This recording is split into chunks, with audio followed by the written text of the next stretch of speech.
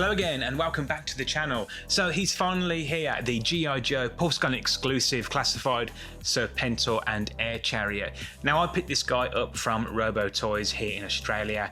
I did have to pay a pretty penny for him. I believe he cost me around 170 Australian dollars, which is about 115, 120 US dollars. So a little bit more than I was willing to pay. But he's very difficult to get here. On the aftermarket, he goes for around 200 Australian dollars already, and I honestly don't know how I was going to get him. Don't know if he's going to be worth the value. Let's find out. So taking a look at the cover, very similar to what we saw with Dr. Mindbender, a really nice slip cover. And then moving around the back, some real nice artwork here of Serpentor just dominating. Here he is kicking the shit out of Cobra Commander. On the side, he is number 57 in the line, all his particulars, and then Serpentor and Air Chariot. So taking off this slip cover, we have this really nice double-breasted, double helix Cobra emblem, exactly like we saw with Dr. Mindbender, and then open it up. Here he is with all of his accessories, and obviously the Air Chariot is stored in the back. Now I do like this display, again very very similar to Dr. Mindbender, almost too good to take out because you could display them like this. I'm certainly not going to, so I'll take it all out and we'll take a look. Okay, so here is Serpentor and the Chariot out of the box with all of the accessories. So the Air Chariot comes in several pieces and you do get some instructions, and I quite like these. It's a bit of a nostalgic nod to what the instructions were like back in the day. So I'll assemble that in just a moment, but just quickly running through all of the accessories. So Serpentor himself comes with this huge coiled Cobra. This is quite nice, and I didn't realize he came with this. It's a soft flexible plastic, some nice sculpting on there around the mouth, and he has all these scales around him as you'd expect. That's a nice piece. He also comes with a staff, or rather I think this is more like a, yeah, it's like a staff. He does come with a scepter as well. So this is just a very pliable plastic similar to the Cobra. Kind of boring, just the one colour, just the green, but nice to have it.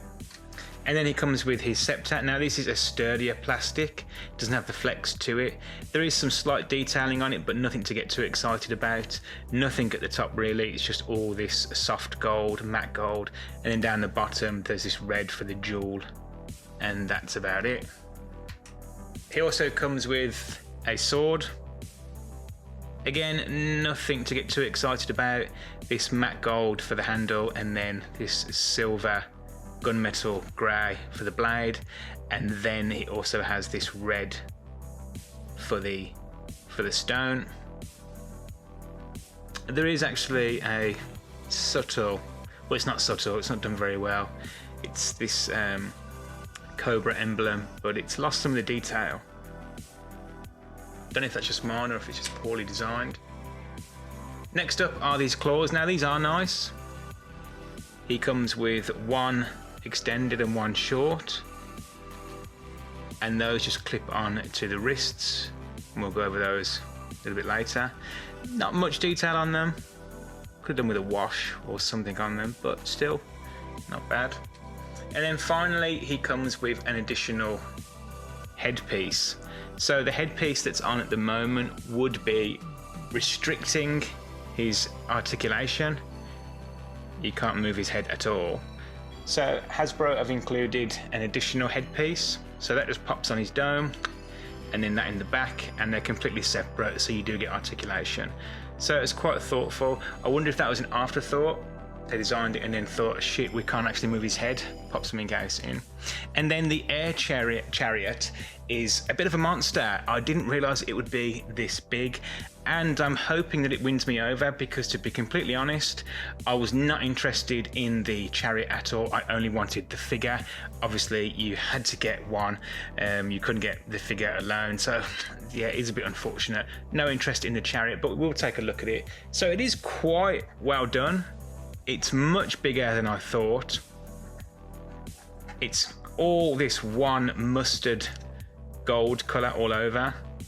Does have some transfers here, caution, gun reactor, there's the Cobra emblem, and then with the crown, because after all he is the Cobra Emperor. And then underneath there are some feet that are slightly articulated so you can move this in and out. And then this fan also does rotate as well. And there's some pegs here for his feet. And I will put this together in just a moment, but just so you can see, it also comes with these gun emplacements. So 2 of these. Just a standard matte black, kind of boring. And you also get some rounds that just clip in as well. Like so. And 2 of those. You also get the tail fins, 2 of these, just standard matte black, very solid. The control rod, and there is, looks like a decal on there. Rather unsightly screws here. I guess you're not really going to see them because they will be obscured by the Cobra head itself, but yeah, those are really unsightly. And then you actually have the front of the Chariot, and with an articulated jaw, this is quite nice. And that just pops in on the front. So I guess we'll assemble it.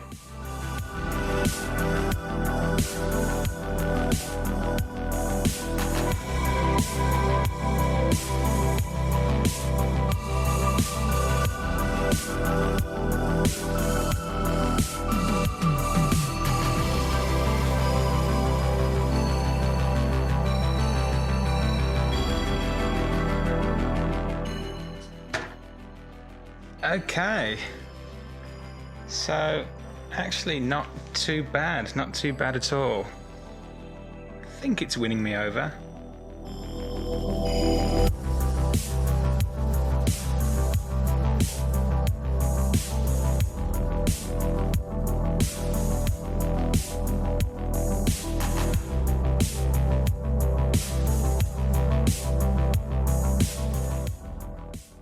Okay, so with the air chariot out of the way, let's take a look at the real reason I spent such a big amount of money on this set. I'll admit straight away that when I first heard about Serpentor being introduced to the classified line, I wasn't too fussed. He's a character that I didn't have in the vintage line. I think I'd probably stopped collecting by the time he was released. I do have him in the 25th anniversary line, and we'll do a quick comparison in just a moment. He was a PulseCon exclusive, and when I heard about that, I thought, there's no way I'm going to be able to get him in Australia. Just no way whatsoever. But then RoboToys came to the rescue. They sent me an email and said, hey, we do have a few for the Australian market, but you've got to be quick. So I took their offer, and here we are. One of the first things that I will say about this figure is the size. He just is a big figure. He feels meaty, he's got a lot of weight to him, and he just looks like he's going to tower over everyone. So first off, let's do a quick size comparison. Here he is with the Regal Cobra Commander, and you can see he dwarfs the Cobra Commander. And then let's take a look at a slightly bigger figure. Here he is with the classified Gung Ho. So a little bit closer, but you can see that he still towers over him as well. So he's definitely the biggest figure that we've had in the classified line so far. And starting off, here is a quick comparison with the 25th anniversary edition. As I've always said, I do like it when the classified figures match the original as close as possible, and that's certainly the case here. So they've done a good job there. The figure itself is completely unique. I don't think that there's any reuse. Possibly the knee pads, that's probably it. Everything else is completely unique to this figure. So he is a brand new figure. He's completely pinless. He does have this nice soft goods cape. I did think it was going to be garbage. I thought it's just going to be a piece of very thin cloth, but it's actually not too bad at all. It has a little bit of weight to it, and it has this nice pattern on the back, this scale pattern. The colour works, so they've done a good job there as well. You can remove it. It's just over his shoulders, so you could actually remove it. You may have to possibly wiggle it around or remove his shoulders, his arms rather, to get it off. I'm not going to do that, but you could do it. And then on the back, he does have some nice detailing for his body armor, so removing that is still going to look pretty good. As I said in the introduction, he is restricted at the head with the articulation, so you can actually just take off his headset and then put this one on. And then this just has a peg, and he has a peg socket on his lower back, his higher back rather. There we are. So now he does get good articulation. And I will cover the articulation in a moment, but taking a close look at the actual figure, the detailing is really nice. The paint applications are done very well. The sculpting is nice. He has this sculpted body armor, and it's all scales, all underneath. Just the 3 colors, but it does work well. He has the dull gold, the lighter gold, and then the green. And then there is some subtle red here and there, mainly for the belt, for the cobra mouth, and then the 2 on the shoulders. And the head sculpt is also quite well done. Let's just pop that off for a minute. I know that looks weird, but let's just take a closer look. So the head sculpt's really quite nice. The paint applications are done well. I have had some QC issues with the paint apps with some previous figures, but it doesn't seem to be any here. Could just be lucky. But overall, he does have a really, really nice look to him. Okay, let's go over the articulation. So as I said, with this separate piece, you can get a full range of motion. He gets about that much down and a good amount of up. Obviously with this piece on, that's the only way you're going to do it. With the other one, you're going to get no articulation at the head at all, and then he gets full rotation as well. He has the butterfly joints. Mine is a bit stiff, but they do go all the way around and all the way back. He has the bicep swivel, double jointed elbow. Gosh, that really is quite stiff. There we are. Yeah, I should really have blasted him under the hairdryer.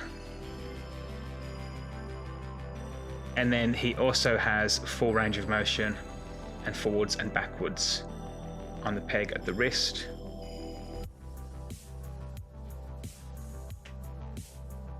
At the waist, he does have the higher cut here just below the chest, so you do get some rotation, not too much. It could just be that mine's stiff, but I think that's probably going to be about it, and it would look unsightly if you went beyond that because of this gap. He does get some ab crunch, forwards and back. He has the rounded off hips, so you can get a full range of motion at the waist. Drop down legs. He has a cut at the thigh, and it's not restricted by the plate. Double jointed knee. There is some restriction here because of the snake that's going around the lower part of his leg, so it only goes up to about there. He does have the cut at the leg and then rocker and pivot at the ankle. So although there is some restriction, it's not too bad. The only thing that I would note is just check out if yours is this tight. I think I'm gonna have to blast him under the hairdryer.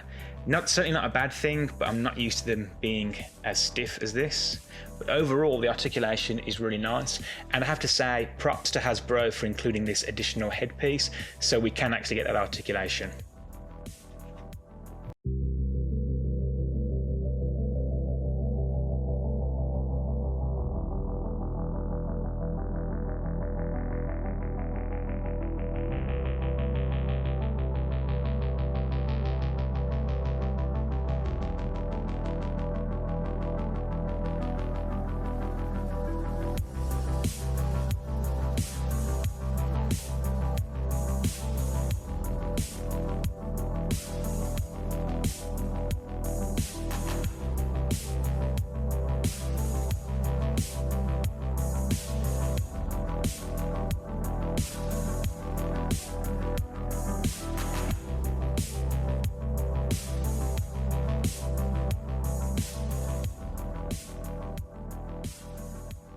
Okay, so my final thoughts on the G.I. Joe Classified, PulseCon exclusive Serpentor and Air Chariot.